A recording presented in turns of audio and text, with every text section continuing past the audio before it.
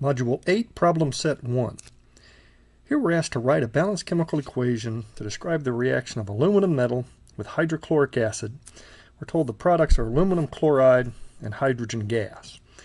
Okay, let's begin by coming up with the appropriate chemical formulas for the reactants and products involved. Okay, aluminum metal would be aluminum solid. Hydrochloric acid, HCl in aqueous solution, since it has the acid name instead of just hydrogen chloride. We're told we're making aluminum chloride. Okay, aluminum on the periodic table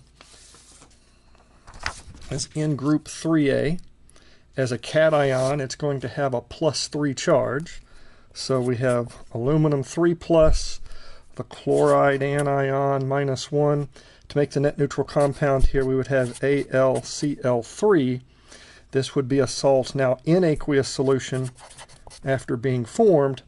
And then hydrogen gas, that is one of those diatomic, homonuclear diatomic molecules, H2 gas. Okay, so we have the appropriate components. Let's put them together in a chemical equation. Aluminum solid, HCl aqueous. We're forming AlCl3 aqueous, and finally H2 gas. All right, so we've got the appropriate chemical formulas. We've got the physical states for each component. Finally, we must abide by the law of conservation of mass. Let's see, we've got one aluminum, one hydrogen, two hydrogens there. We recognize here I've got 3 chlorines, 2 hydrogen on product side. My source for hydrogen and chlorine is the same species, the hydrochloric acid, on reactant side. If I've got an odd number and an even number like that, usually you're going to need to get this to an even number, 6 chlorines on that side. That means I would need a 2 in front of this. If I've got 6, this would need to be a 6, which makes that a 3. Okay, let's double check. 2 aluminum, 6 hydrogen, 6 chlorine, 6 chlorine. It's balanced. Let's try another one. Okay, here we're asked what mass in grams of Al2S3, aluminum sulfide, is produced from reaction of a certain number of moles of aluminum with excess sulfur. We're given a balanced chemical equation. Okay, so we're doing a stoichiometric calculation here.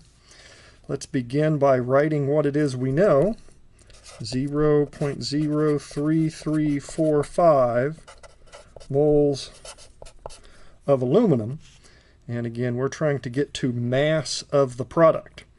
And talking through the steps, we can convert moles of aluminum to moles of product using the stoichiometric coefficients. From moles of product, I can find mass of product using the molar mass. Okay, we'll let our factor label scheme guide us when to multiply, when to divide. Okay, we want moles of aluminum to cancel. We want to be left with moles of the product, aluminum sulfide. 1 mole of aluminum sulfide required 2 moles of aluminum. I'd have moles of product now. In one final step, I can convert moles of product to mass of product using its molar mass. 2 times the atomic mass of aluminum plus 3 times the atomic mass for sulfur. Do that and we'll get 150.161 grams per mole. And let's watch our units. Moles of aluminum indeed canceled moles of aluminum. Moles of aluminum sulfide cancel moles of aluminum sulfide. I'm left with mass of aluminum sulfide in the desired unit, grams. I started with 4 significant figures here. I'm justified in keeping 4 in the final result. And I got 2.511 grams.